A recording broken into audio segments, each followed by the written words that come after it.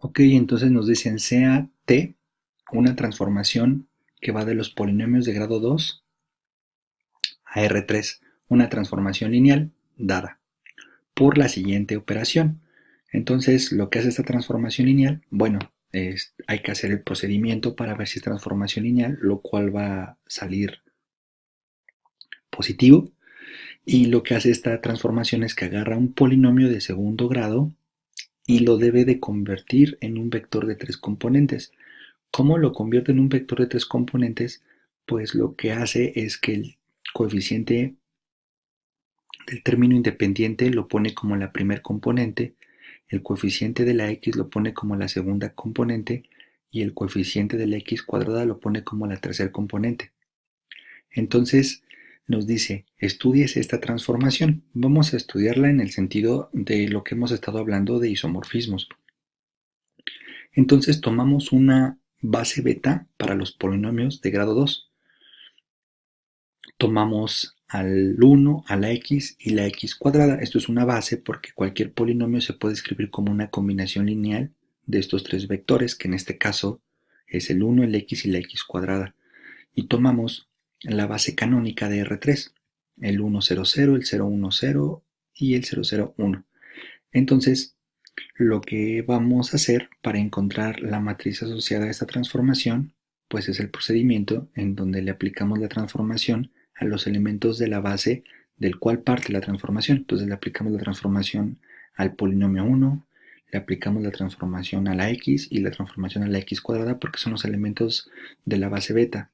Entonces aplicando la transformación al 1, pues tendría 1, 0, 0, entonces eso se convierte en el vector 1, 0, 0 acomodando los coeficientes en el orden adecuado. La transformación aplicada a x me da el vector 0, 1, 0, porque la transformación me dice que el coeficiente que acompaña a la x va en la componente de en medio. Y como ya no tengo más elementos, pues son ceros. Por lo tanto, esos números los pongo en el lugar correspondiente. Y la transformación aplicada a x cuadrada, pues de manera equivalente me da el 0, 0, 1. Entonces observamos lo siguiente. ¿Qué observamos? Observamos que la dimensión de los polinomios de grado 2 y la dimensión de R3 es 3, es la misma. Y resulta ser que, ¿qué está sucediendo? La transformación aplicada al primer elemento de la base, beta, me da el primer elemento de la base gamma. La transformación aplicada al segundo elemento de la base beta me da el segundo elemento de la base gamma. Y la transformación aplicada al tercer elemento de la base beta me da el tercer elemento de la base gamma. Pero habíamos visto un resultado en donde nos decía, si tienes una transformación lineal de dos espacios vectoriales que tienen la misma dimensión, en donde la transformación al elemento de la base del espacio donde parte le asigna un elemento de la base al espacio en donde llega, entonces automáticamente esos dos espacios son isomorfos. Y aquí quiero hacer un paréntesis. Lo que estamos viendo es que esta T, por el resultado, es un isomorfismo y los espacios son isomorfos. Ahorita lo vamos a comprobar mediante la matriz asociada, pero quiero hacer el paréntesis en el sentido de que, ¿qué significa que los espacios sean isomorfos? Pues significa que las operaciones las operaciones de espacio vectorial, que son dos, suma y multiplicación por escalar, en los espacios son equivalentes. ¿A qué voy? Supongamos que sumamos dos polinomios. Si yo sumo dos polinomios de grado 2, debo de sumar las constantes con las constantes, las x con las x y las x cuadradas con las x cuadradas. Pero de manera equivalente, si yo sumo dos vectores de R3, pues debo de sumar las primeras componentes con las primeras componentes, las segundas componentes con las segundas componentes y las terceras componentes con las terceras componentes. Entonces hay una equivalencia. Mientras que en R3 la suma es componente a componente, resulta ser que en los polinomios de grado 2 la suma es grado a grado. Es decir, Aquí separo las sumas de acuerdo al lugar en donde estén, los primeros lugares con los primeros lugares, los segundos con los segundos y los terceros con los terceros. Y aquí separo a las sumas de acuerdo a la potencia de x que las acompaña. Por lo tanto, sumar dos polinomios de segundo grado es isomorfo, es equivalente, es casi lo mismo que sumar dos vectores de R3.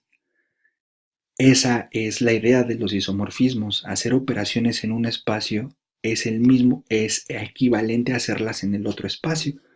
Entonces, un buen ejercicio sería tomar coeficientes arbitrarios aquí para dar un polinomio específico, dar otro polinomio específico, sumarlos, después aplicar la transformación al primer polinomio, aplicar la transformación al segundo polinomio, sumarlos en R3 y ver que se van a preservar, los lugares van a tener los mismos resultados. La otra operación que se preservan las operaciones de espacio vectorial, es la multiplicación por escalar. Si yo tomo un escalar y lo multiplico por un polinomio de segundo grado, el escalar multiplica a cada constante, a cada coeficiente. Entonces, ¿cómo se altera un polinomio cuando lo multiplico por un escalar? Pues el escalar va a estar en cada componente. Ahora, ¿cómo se altera un vector cuando lo multiplico por un escalar? Pues el escalar va a estar multiplicándose en cada posición. Si yo comparo esas multiplicaciones que estoy haciendo en R3, pareciera que estoy multiplicando un polinomio por un escalar. Si yo multiplico un polinomio por un escalar, pareciera que estoy multiplicando un vector de R3 por un escalar, porque las componentes se alteran en el mismo sentido. Esa es la ventaja de los espacios isomorfos. A veces me gustaría hacer cuentas en un espacio vectorial, porque a lo mejor es más amigable que hacerlos en el espacio original. Entonces, como son isomorfos, pues de manera indirecta estoy haciendo la misma operación.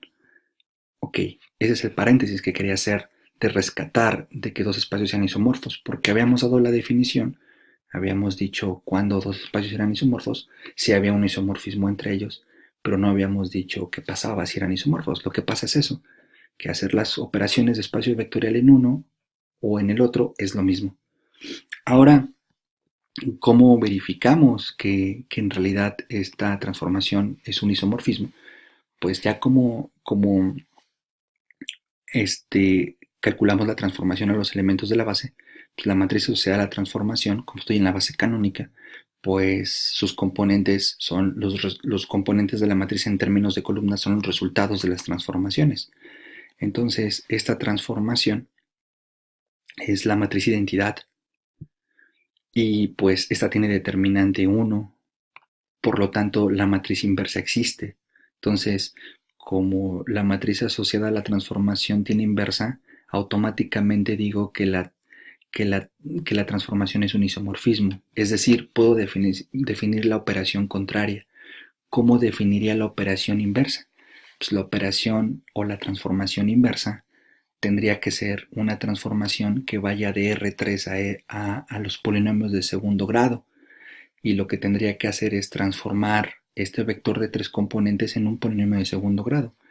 De manera natural, la transformación inversa sería que este vector, el primer coeficiente, lo transforme multiplicándolo por el 1 y luego sume el siguiente coeficiente multiplicándolo por el x y luego sume el siguiente coeficiente multiplicándolo por la x cuadrada. Esa sería la transformada inversa.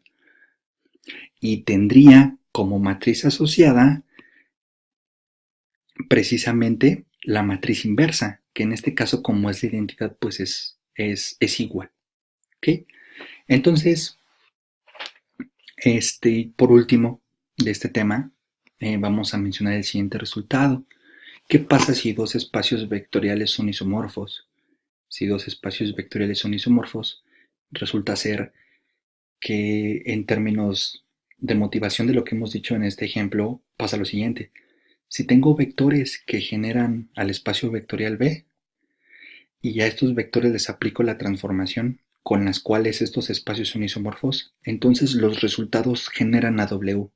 Es decir, lo que genera en B, al transformarlo mediante un isomorfismo, también genera W. Entonces, es lo que les decía. Lo que pasa en un espacio pasa en el otro. cuando son isomorfos. Si tengo vectores linealmente independientes en el espacio vectorial B, pues entonces si a estos vectores les aplico la transformación mediante los cuales son isomorfos, entonces los resultados son linealmente independientes, pero linealmente independientes en W.